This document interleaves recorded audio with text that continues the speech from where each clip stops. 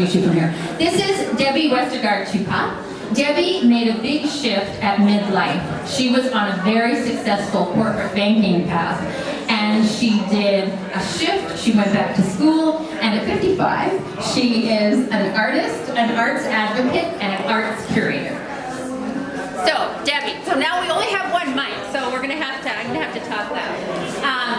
This was a 360 that you made, and you made the decision from your heart, and you set out to reinvent, but the path was not straight. It was not an easy path. No, I guess I don't think any path in life is straight.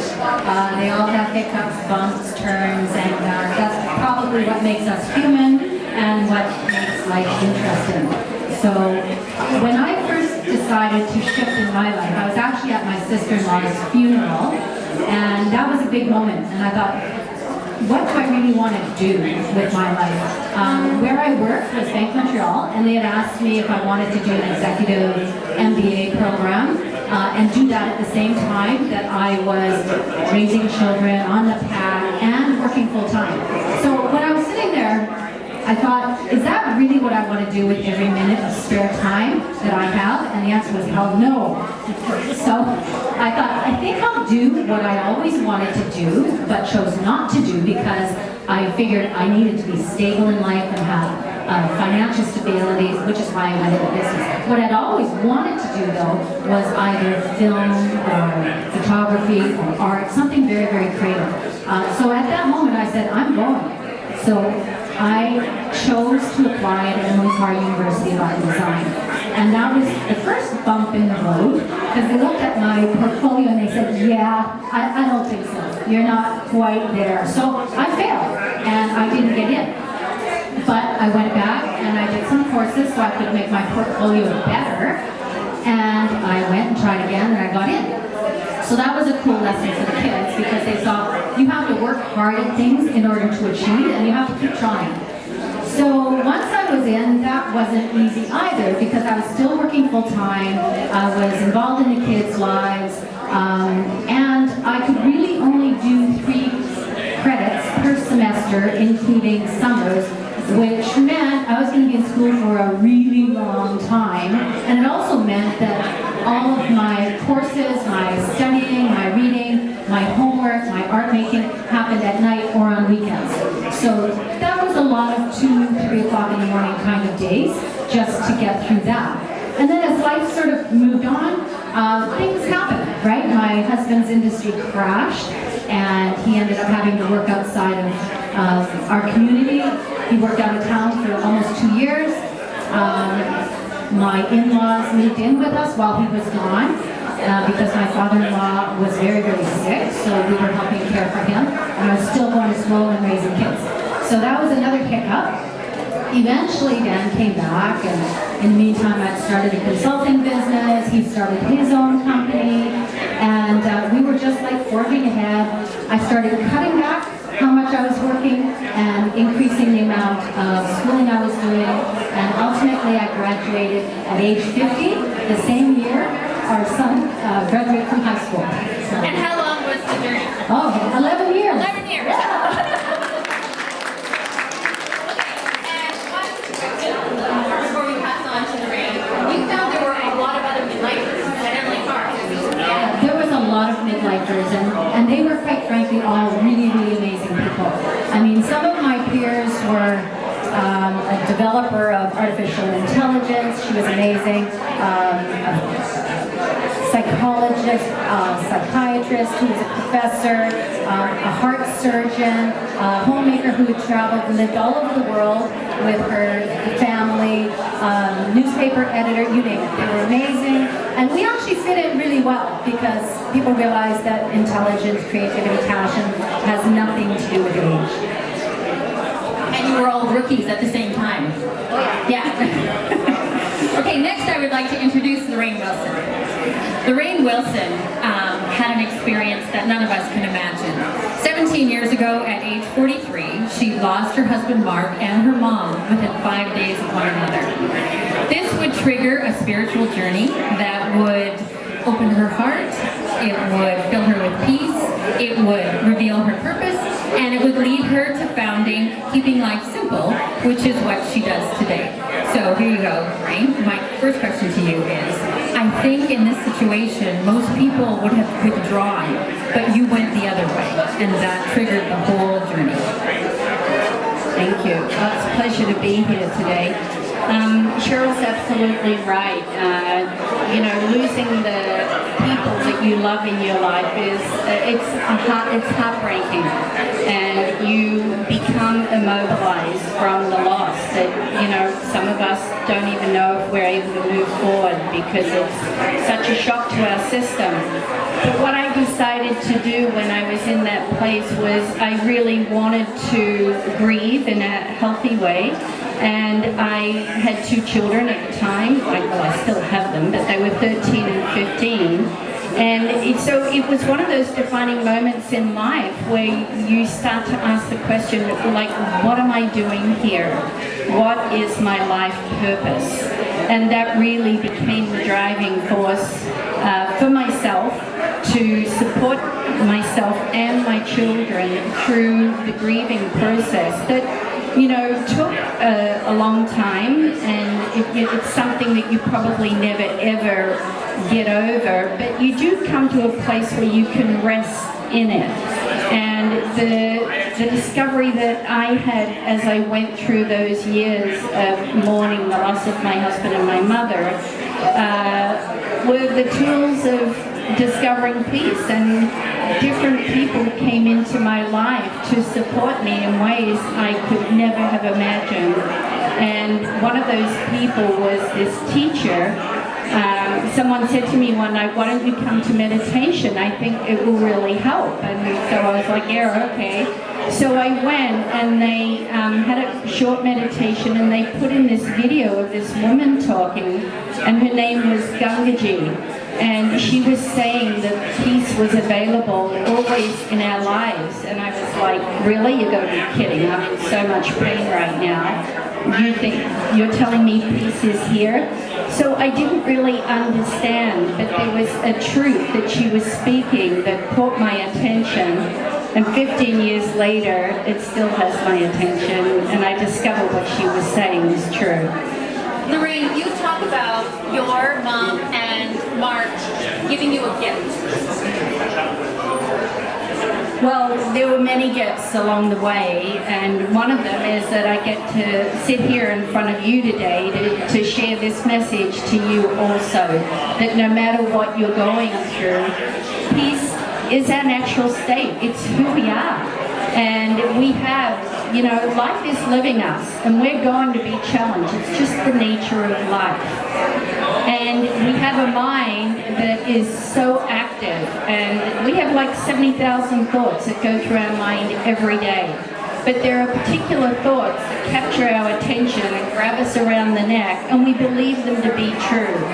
But in essence, they're not true. They're just thoughts. And so the gift that I've received from finding a teacher who could point me to this is that my life has become so much more joyful, and when challenges come my way, I really try to live in the moment. Is it easy? No. But when you live in the moment, anything is possible. No matter what pain you're going through, anything is possible in the moment. And typically, if we're living in the past, if our minds are taking us to a story about the past or about the future, I can guarantee you'll probably find yourself in a place of suffering. And we're missing all those gifts, too, that are there for us in every moment, right? That's right. Yeah, because our attention is on the past or the future. And so if you're doing something in the moment, like even going through the checkout at Safeway or wherever you shop, to be totally present with that person who's handing you the change. I mean, most of us are too busy getting out our money, our cards. We don't even connect to the human being in front of us, which is also ourselves, right? Everybody's a reflection of who we are. Thank you, Lorraine. And Lorraine actually has a coaching business called Keeping Life Simple, which whenever I think about it, I think it's such a great name because we tend to put more value, the more complex things are, we tend to value them more. But really, everything is in the simplicity, right? Right. Okay, now I would like to introduce Joan Webster. Joan launched what she calls career number 4 when her 2 daughters set off for university. Now, Joan is unlike a lot of us in that she knew her purpose from the time she was a teenager. And so, articulate that to us and tell us how you pursued it. Well, thank you, Cheryl. So, from the time I can remember, I have been incredibly lucky and have led a very purpose-filled and joy-filled life. And all because I have followed my passions. And I want to start with a particular story of when I was 7 years of age. My teachers noticed that I had a huge amount of energy, and I was also very disruptive in the classroom. So the grade 2 teacher asked me, "Joni, would you like to organize the Remembrance Day Assembly for the school?" To which, of course, I said yes. So I did. So I was incredibly grateful for that moment because she could have put me in the corner and had a timeout, but instead I had an opportunity that got me hooked on event planning, community building, and youth advocacy, and I'm forever grateful to Mrs. Thompson.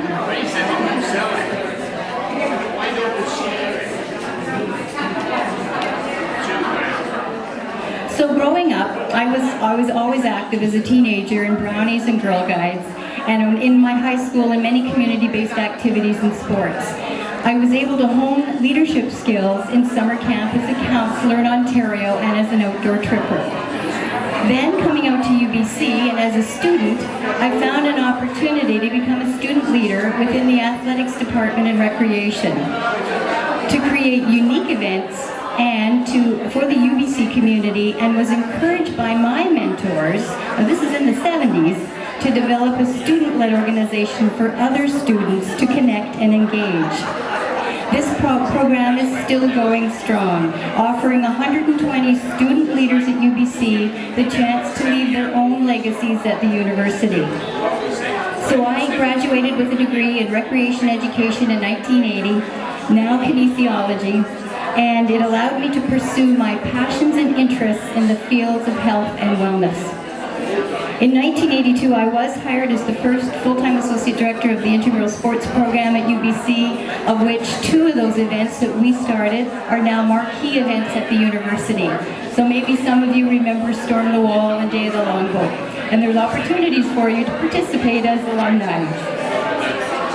So today, that program reaches over 46% of the entire campus and contributes to the health and well-being of tomorrow's leaders. So after I retired for the next 2 decades, my 2 daughters became my focus. So it was easy to get involved with their schools, the PAC, leadership roles with Girl Guide Movement, the Ocean Park Community Association, a mountain of unique fundraising activities, taking international tours and travel, and co-chairing their grade 7 and 12 graduations. Conference planning, corporate events, BC Summer Games all came along and offered me an opportunity to get involved. I was constantly meeting new challenges, and every committee was an exciting challenge to use leadership abilities and to stage unique events while keeping the focus on creating strong communities and empowering our youth. So, as my girls were about to go off to university, I realized that much of my focus had been on their own development. Now, what was I going to do? I'd had a part-time job at a credit union, but my heart called me back to full-time volunteer work working with youth. And the next week, I received a letter from Sister Nancy Brown from Covenant House inviting us to be a volunteer at their program with the homeless youth on the streets of Vancouver. It was heart-wrenching but heartwarming at the same time. The next week, I also received a letter from UBC asking me to become a mentor again back at the school in kinesiology. So, with the support of my husband, I retired from the credit union, packed up my girls to attend McGill University, and started a new life full-time volunteering at UBC and at Covenant House.